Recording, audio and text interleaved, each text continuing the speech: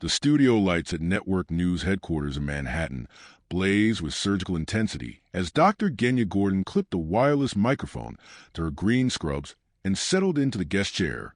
Across America, millions of late-night viewers tuned in, ready to hear the country's most trusted wildlife veterinarian discuss the ethics of exotic animal rescue. Genia had done hundreds of these interviews. She knew exactly how to project calm authority, how to discuss dangerous predators with the perfect blend of respect and professional distance. But in the next 60 seconds, everything she thought she understood about memory, about the bond she convinced herself could be managed, about the price of walking away from a creature that had needed her completely, all of it would detonate across live television. The handler entered through the studio's reinforced side door, leading a magnificent cheetah on a specialized leash designed for animals capable of accelerating from 0 to 70 miles per hour in 3 seconds. Genia continued speaking, her eyes on anchor Mark Holloway, explaining rehabilitation protocols to viewers who saw wildlife as either spectacle or threat. The cheetah moved with liquid grace at first, accustomed to controlled environments and the manufactured calm of television studios. Then he stopped. His entire body went rigid. His ears rotated forward with mechanical precision. His amber eyes locked onto a woman in green scrubs at the anchor desk, and he began to make a sound that cheetahs only make for humans they have bonded with since infancy, a high-pitched, desperate chirr that cut through the studio like a scalpel through silence. Genia froze mid-sentence. Her carefully constructed professional mask shattered. She whispered a single word that the anchors didn't understand, but that changed the atmospheric pressure to the entire room. She whispered the name Arrow, and then she could not speak at all. Before we witness what happened next in that Manhattan studio, before we see a moment that will be watched over 20 million times in the following week, we need to go back. Back 5 years. Back to a freezing November night in the Nevada desert, when a veterinarian made a choice that felt like mercy, but will become something far more dangerous. This is a story about bonds that science insists should not exist, about memory that defies what researchers believe possible, about a connection between a woman and a wild predator that survived 5 years, thousands of miles, and every professional protocol designed to prevent exactly this kind of attachment. If you believe that animals remember, that they carry abandonment the same way they carry love, that rescue creates debts we don't always understand until it's too late, then you need to hear what happens next. Because this story is about to break your heart and force you to question everything you thought you knew about saving lives, about walking away, and about the invisible scars we leave on the creatures we claim to protect. Before we begin, click subscribe, like this video, and tell me in the comments where you are watching from. Your support helps us bring more thrilling stories like this. Trust me, you won't miss the next one. The crate was smaller than regulation shipping standards allowed, barely 3 feet on each side. When Genia pressed her ear against the rough wood, she heard what the agents had missed beneath the chaos of the raid. Shallow, ragged breathing that shouldn't have been possible after weeks in transit without adequate ventilation. She grabbed a crowbar from the nearest agent and pried the crate open herself. The smell hit first, urine, feces, infection, and beneath it all the copper tang of blood.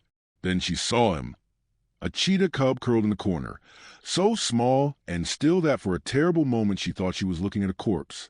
His ribs pressed against spotted fur like piano keys beneath fabric. His left rear leg bent at an unnatural angle, fractured, probably during capture or transport. Dehydration had sunken his eyes into his skull, and his breathing came in shallow gasps that sounded like tearing paper. He should have been dead. By every veterinary standard Genia knew, an animal in this condition, malnourished, injured, shocked, and trapped in a shipping crate for God knew how many days, should not still be breathing. But he was. "Jess," someone said behind her. "Is it alive?" Genia didn't answer. She was already calculating. Fluids, antibiotics, pain management, the slim possibility of stabilization if she moved fast enough. Protocol demanded she sedate first, establish control, maintain the barrier between rescuer and rescue that kept both parties safe. She broke protocol. Genia reached into the crate with her bare hand. Slowly, deliberately, speaking in the low tone she'd used with frightened animals for 15 years. "Hey there, I know you're scared. I know everything hurts. But I'm going to help you, okay? I promise I'm going to help you." The cub's eyes opened, amber and clouded with pain but startlingly aware. He should have hissed, should have struck out with whatever strength remained. Cheetahs were wired for self-preservation, even young ones, especially when cornered. Instead, he did something that would haunt Genia for the rest of her life. He lifted his head, the effort obviously agonizing, and pressed it into her palm. The gesture was deliberate, trusting, a choice made by a dying animal who somehow understood that this human, this voice, this touch, meant the difference between death in a crate and the possibility of something better. Genia felt something crack open in her chest, something she kept carefully sealed throughout her entire career. Professional distance dissolved. Clinical assessment gave way to something far more dangerous. Connection. Arrow, she whispered, the name arriving fully formed. Pulled from the speed these animals were built for, from the directness of his gaze, from the trajectory of a life that had been violently redirected and now depended entirely on her ability to redirect again. She wrapped him in her jacket, so light, impossibly fragile, and carried him toward her truck while agents secured the rest of the scene. Neither of them understood yet what that moment had created, that the bond forming between the dying cub and the woman who'd promised to save him wasn't just attachment. It was imprinted, and imprinting, once established, could never be safely undone. The first 72 hours were clinical. Genia worked with a focused precision that had defined her career. For fluids to combat severe dehydration, antibiotics for the infections ravaging his small body, careful stabilization of the fractured leg. She documented everything: heart rate, temperature, fluid intake, the gradual return of alertness that suggested his brain had survived the trauma intact. Arrow existed in a temperature-controlled recovery room at her facility, 12 acres of high desert scrubland, where she rehabilitated animals too damaged for standard protocols. Professional, controlled, temporary. The boundaries began eroding on the fourth night. Arrow woke screaming, a sound Genia had never heard a cheetah make, high-pitched and desperate, the vocalization of an animal reliving trauma in sleep. She found him convulsing in his enclosure, small body rigid with seizures, eyes rolled back. She should have sedated him from outside the cage, maintained the barrier, followed procedure. Instead, she went inside. "I'm here," she whispered, hands gentle on his trembling body. "You're safe. I promise you're safe." Arrow's eyes found hers even through the seizure. The convulsions gradually subsided. His breathing steadied. And when Genia tried to leave, when she moved toward the enclosure door, his distressed vocalization started immediately, sharp chirps that sounded uncomfortably like panic. She stayed. By the second week, a pattern had crystallized. Arrow ate only when Genia fed him, slept only when she was nearby. The moment she left the facility, even for supply runs to town, his behavior would deteriorate. Her assistant, Marcus, documented it with growing concern. "He paced for 3 hours straight while you were gone," Marcus said one morning, showing her the security footage. "Wouldn't touch food, wouldn't settle. The second your truck pulled in, he calmed down." "It's normal," Genia replied, not meeting his eyes. "Bonding with a primary caregiver during acute recovery. It'll fade once he's stronger." It didn't fade. It intensified. By the third week, Genia was sleeping on a cot beside Arrow's enclosure, telling herself it was medically necessary, that his recovery required constant monitoring, that the arrangement was temporary. Arrow would press against the mesh while she slept, his breathing synchronizing with hers. His small body relaxed only when he could see her, hear her, confirm her presence. Other staff stopped trying to interact with him. Sarah, her veterinary assistant, approached his enclosure one morning to attempt feeding, and Arrow's response was immediate aggression, hissing, striking at the mesh, refusing to eat until Genia returned. "This isn't a healthy attachment," Sarah said quietly. "This is a dependency. He's not bonding with humans. He's bonding with you specifically, and that's going to make rehabilitation impossible." Genia knew she was right, recognized every warning sign from her own training, from the textbooks she'd studied, from the cases she'd supervised where well-meaning rehabilitators created bonds that destroyed an animal's chance at normal development. But when she sat beside Arrow's enclosure in the evening, when he pressed his head against the mesh so she could scratch behind his ears, when he made soft churring sounds that seemed like contentment. She told herself she could manage it, that discipline and proper protocols would redirect his attachment once his physical recovery was complete. She was building a foundation of self-deception, brick by careful brick. And Arrow, growing stronger each day, was building his entire sense of safety around the only constant presence in his traumatized world. Her voice, her scent, her promise that she would always be there. A promise she would eventually break. And neither of them would survive it intact. Dr. Rebecca Tanaka arrived in mid-March, sent by the Federal Wildlife Service to evaluate Arrow's progress and readiness for sanctuary placement. She was a behavioral specialist with 30 years of experience in big cat rehabilitation, and it took her less than an hour to identify the problem. "You created a pathological attachment," Rebecca said, standing outside Arrow's enclosure. Inside, Arrow paced restlessly, chirping every time Genia moved. This isn't normal caregiver bonding. This is imprinting at a level that's going to prevent successful rewilding. Genia's jaw tightened. He's recovering from severe trauma. The attachment is situational. It's absolute. Rebecca pulled out her tablet, showing behavioral data she collected during observation. He orients his entire emotional regulation around your presence. His cortisol levels spike the moment you leave visual range. He refuses food from other caregivers. This cub doesn't just prefer you. He's convinced you're essential to his survival. So we expand his socialization. Gradual introduction to other handlers. Environmental enrichment. That will help, eventually. But right now, Rebecca's expression was compassionate but firm. You need to step back completely.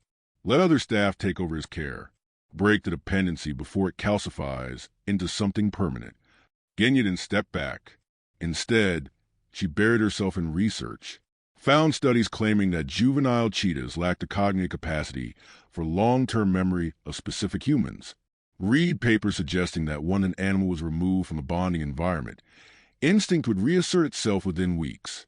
She clung to the science that supported what she wanted to believe and ignored the science that didn't. Meanwhile, the facility's funding situation was deteriorating. The raid that had rescued Arrow had generated media attention, and donors wanted updates, success stories, proof that their contributions mattered. "We need Arrow ready for placement by summer," the board chair told Genia during a tense video call. "The Arizona Sanctuary is willing to take him, feature him in their ambassador program. This could be transformational for our fundraising." Arrow became a symbol before he was ready to be anything, but a traumatized juvenile, still learning to trust the world.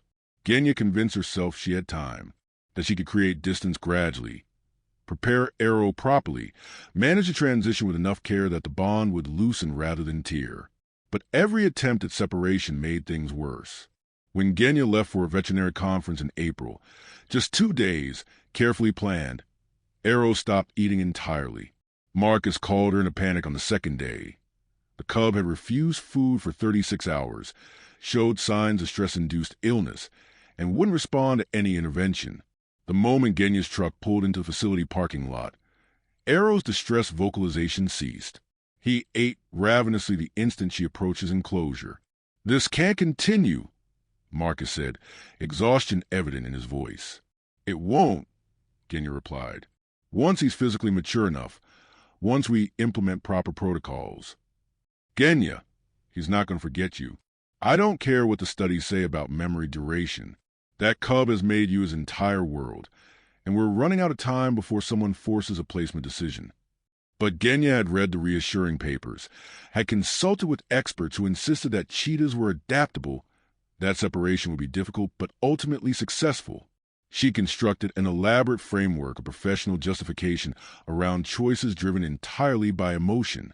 The illusion of control was complete.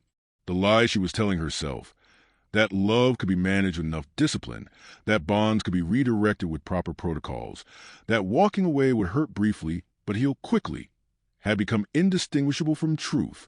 By the time she realized how wrong she was, it would be far too late. For both of them, the approval came through on a Tuesday in late August. Arizona Wildlife Sanctuary had accepted Arrow into their rewilding program with the caveat that transfer happened immediately. before the attachment issues Rebecca had documented could worsen further. The sanctuary's behavioral director was explicit in her instructions. No prolonged goodbyes. No final feeding session.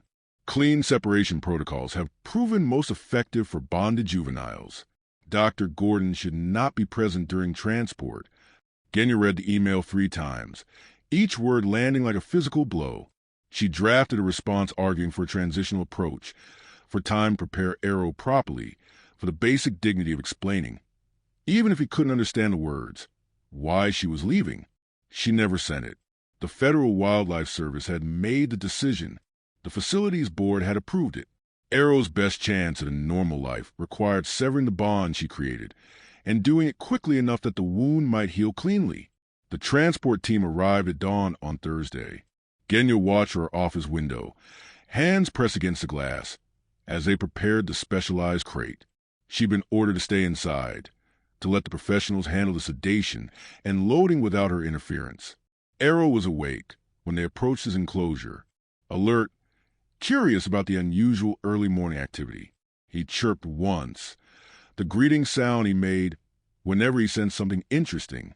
The sound carried across the compound to where Genia stood hidden.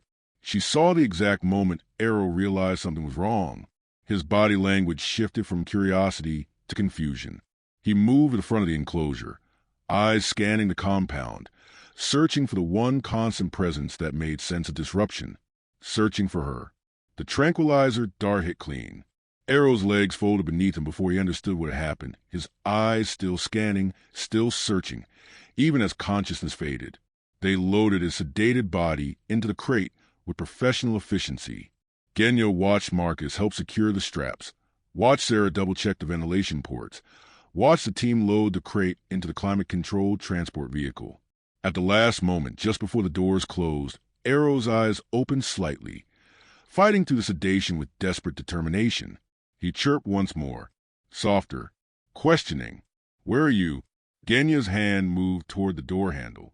Every instinct screamed to run to him, to be the last thing he saw before the drugs took him completely, to honor what they'd been to each other even if it made the separation harder.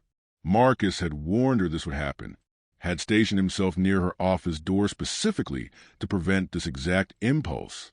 "Don't," he said quietly. "You'll make it worse." Genia's hand fell away from the door. The transport vehicle pulled away at 6:47 a.m. She checked the time later, trying to identify the exact moment when everything changed, when the bond she'd told herself was manageable became a wound that would never fully heal. She didn't go to Arrow, didn't offer comfort or explanation or the goodbye that might have helped him understand that abandonment wasn't the same as betrayal. She stood behind glass like a ghost, like she'd already ceased to exist in his world.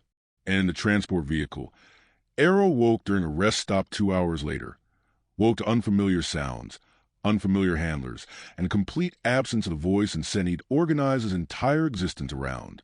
What happened in that vehicle, the sound he made to the handlers would later describe as unprecedented distress, the way his small body shook with something that looked uncomfortably like grief. Genia would never know. She'd made sure she wouldn't be there to see it. And that choice, that moment of turning away when he needed her most, would define everything that came after.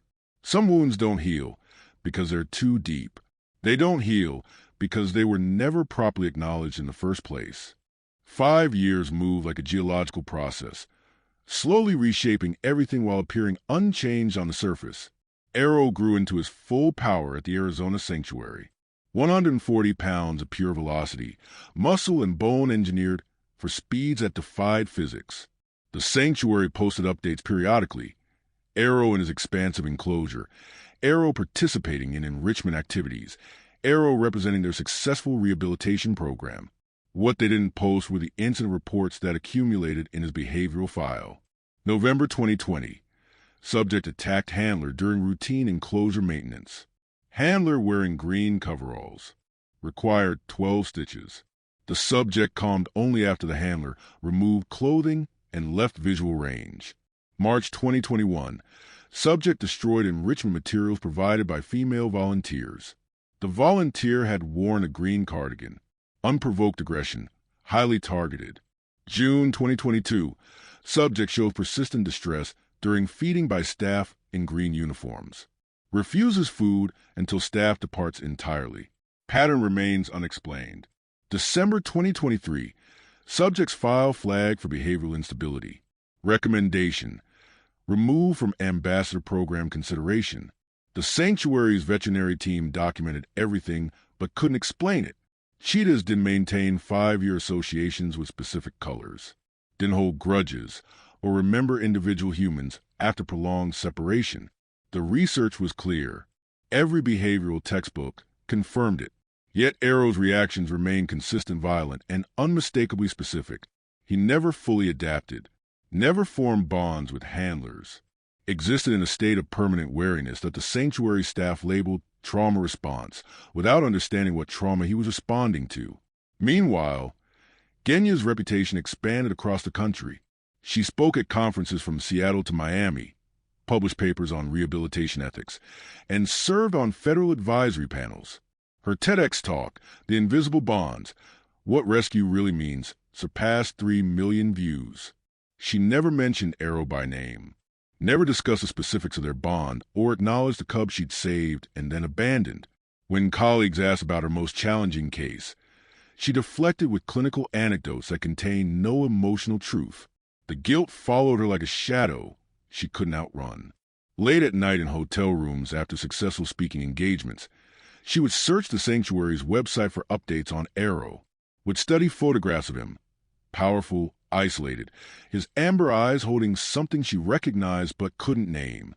She donated anonymously to the sanctuary every month, as if money could somehow compensate for presence, as if financial support could erase the fact that she'd made herself essential to a traumatized animal and then disappeared without explanation.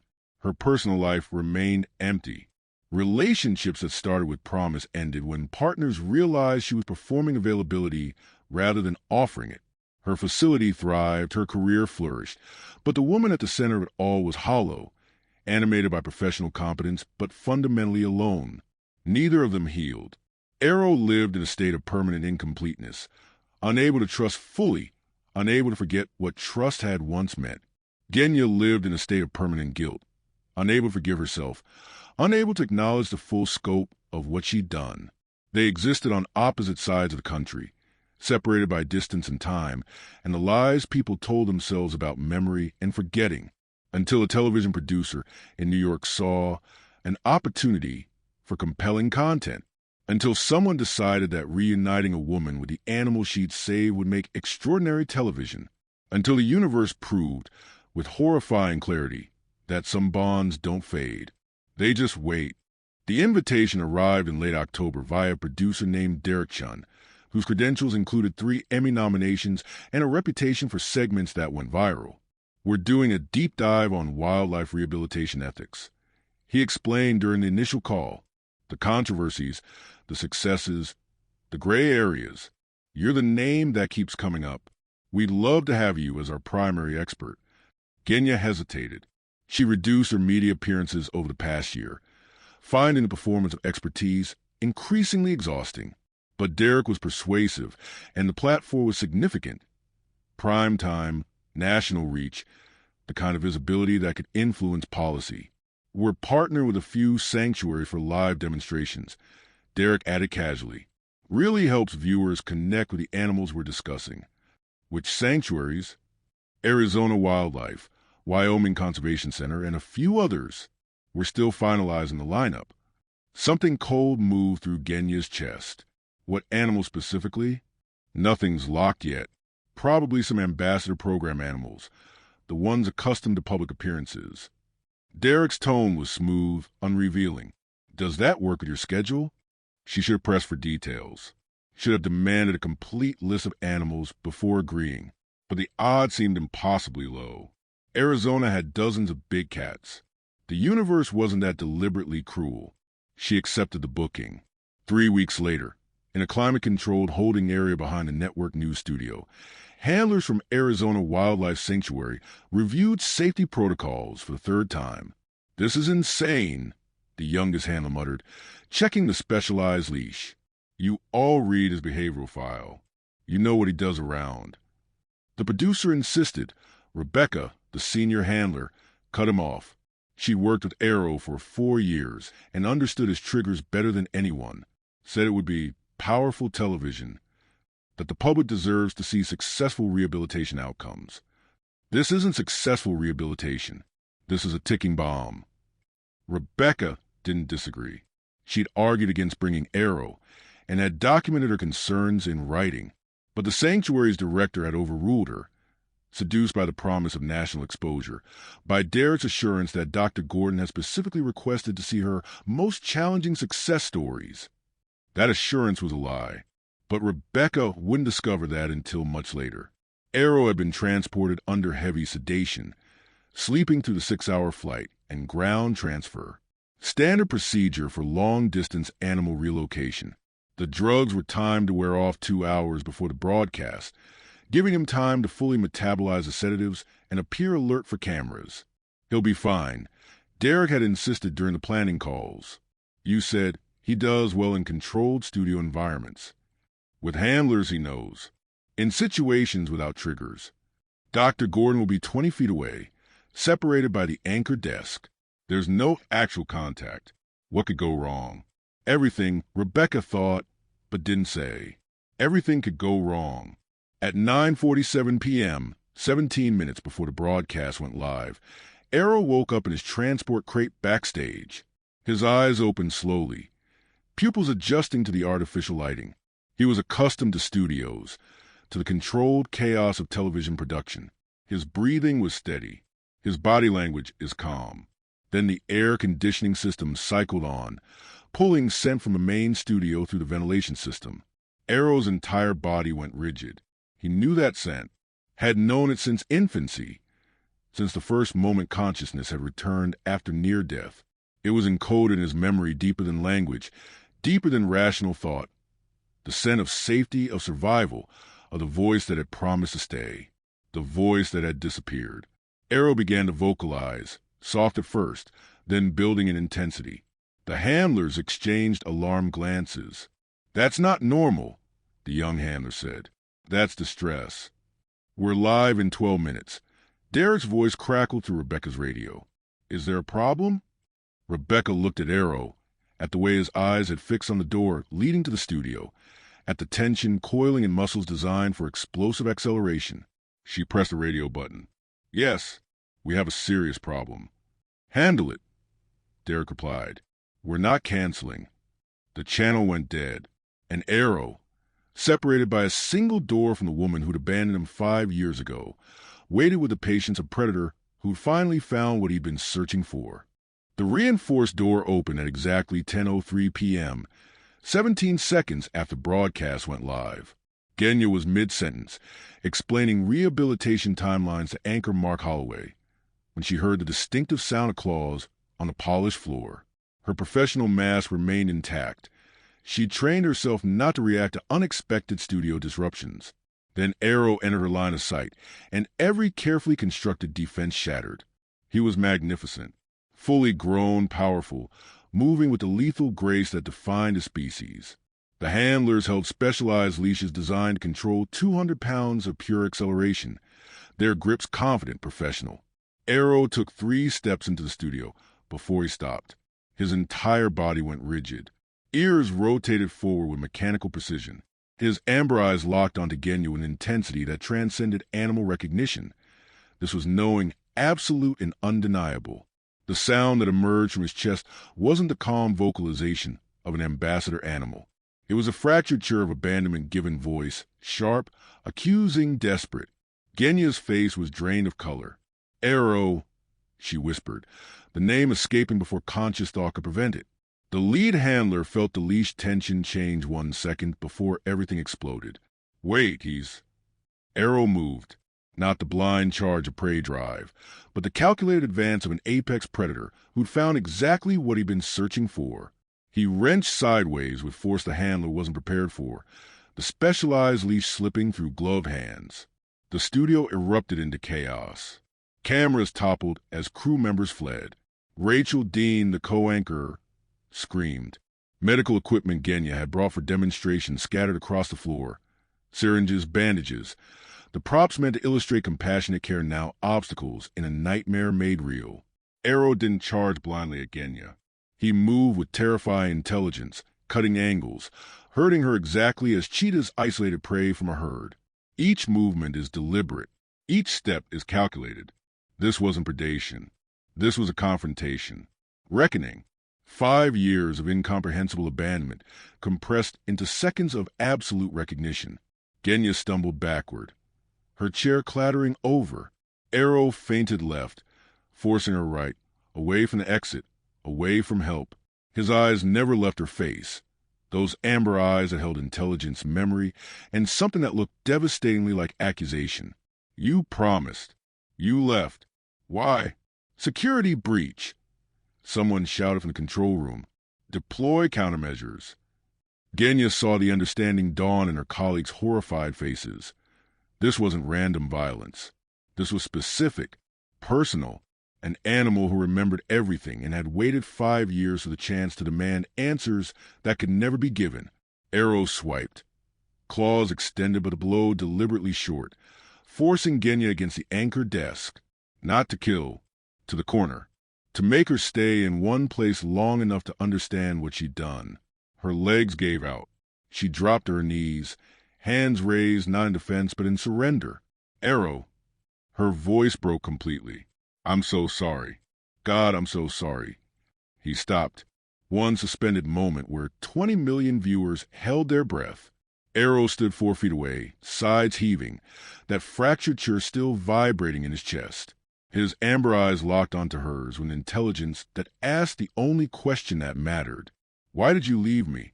The tranquilizer rifles fired from 3 positions simultaneously.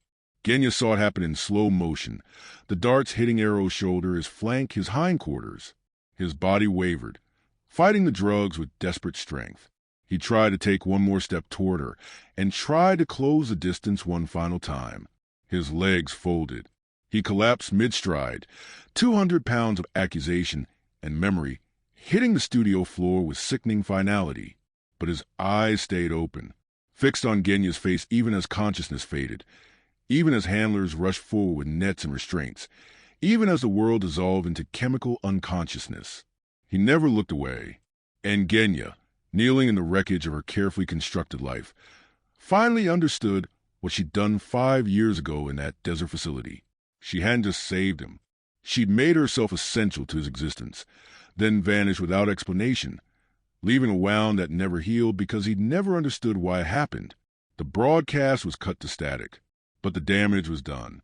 20 million people had just watched love transformed into betrayal, played out in real time between a woman and the animal she claimed to save. The silence that followed was absolute. The footage went viral within hours. 38 million views in the first week. Cable news dissected every frame. Wildlife advocates demanded systemic reform. Animal rights groups called for Genia's license.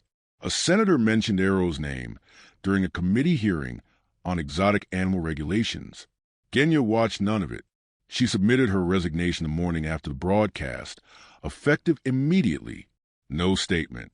No interviews. Dr. Harmon didn't fight her on it. The clinic's donor hotline had been ringing nonstop since dawn. Arrow survived the tranquilizers, but the sanctuary refused to take him back. Too volatile. Too damaged. Insurance liability. The Arizona facility released a statement expressing deep concern for all involved and distanced themselves from the incident entirely. Within 72 hours, Arrow was reclassified as non-rehabilitatable and transferred to a restricted wildlife preserve in Montana, a facility that didn't host school groups or offer guided tours. No cameras, no visitors, just 30 acres of forested enclosure, and a small staff who rotated shifts and kept detailed behavioral logs.